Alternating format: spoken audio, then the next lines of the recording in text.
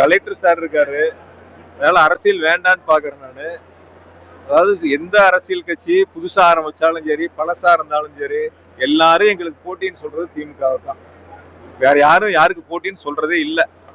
காரணம், அந்த அளவுக்கு மக்கள் மனதில் நிலைத்து இருக்கக்கூடிய இயக்கம் திராவிட முன்னேற்ற கழகம். ஒரு நேர்மையான ஆட்சி, மக்களுக்கான ஆட்சியை முதலமைச்சர்கள் வழிநடத்தி கொண்டிருக்கின்றார்கள்.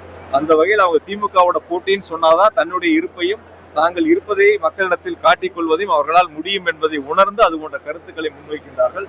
எங்களை பொறுத்த வரைக்கும் நாங்கள் கலெக்டர் சார் இருக்காரு, அரசு நிகழ்ச்சியா இருக்கு. இருந்தாலும் நீங்க கேட்டதுனால நான் சொல்றேன், 2026 சட்டமன்ற தேர்தலை பொறுத்தவரை முதலமைச்சர்கள் தான் இரண்டாவது முறையாக தமிழ்நாட்டில் மாபெரும் வெற்றி பெற்று ஆட்சியை அமைப்பார்கள். அதற்கு மக்கள் தயாராக இருக்கின்றார்கள். அதனால வரக்கூடிய ஒரு புதிய கட்சியா இருக்கட்டும், பழைய கட்சியா இருக்கட்டும், அவங்க எல்லாம் வாக்கு எண்ணிக்கை முடிந்த பிறகு நீங்களே பாருங்க எவ்வளவு வாக்கு செய்து அவங்க வாங்கி இருக்கிறாங்க, எவ்வளவு அவங்களுடைய பர்சன்டேஜ் இருக்குங்கிறத நீங்க பொறுத்திருந்து பாருங்க. முழுக்க முழுக்க அரசுங்கிறது நீங்க பார்த்து இது மாதிரி ஒரு அரசாங்கம் நடந்திருக்கா? முதல்ல மகளிர் உரிமை தொகை கொடுக்கறாங்க, விடுபட்டவங்களுக்கு திரும்ப மனுக்கள் வாங்கி அதையும் கொடுக்கறாங்க, அதுக்கப்புறம் விடுபட்டவங்களுக்கு திரும்ப மனுக்கள் வாங்கி கொடுக்கறாங்க. இப்ப அதுல விடுபட்டவங்களுக்கும் மேல்முறையீடு செய்யலாங்கிற ஒரு வாய்ப்பு முதலமைச்சர் கொடுத்திருக்காங்க.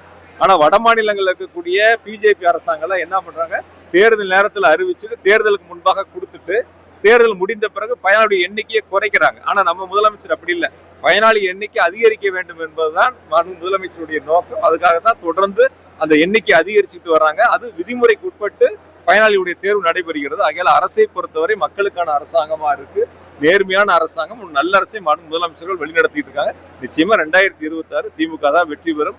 இரண்டாவது முறையாக முதலமைச்சர் தளபதி அவர்கள் முதலமைச்சராக ஆட்சி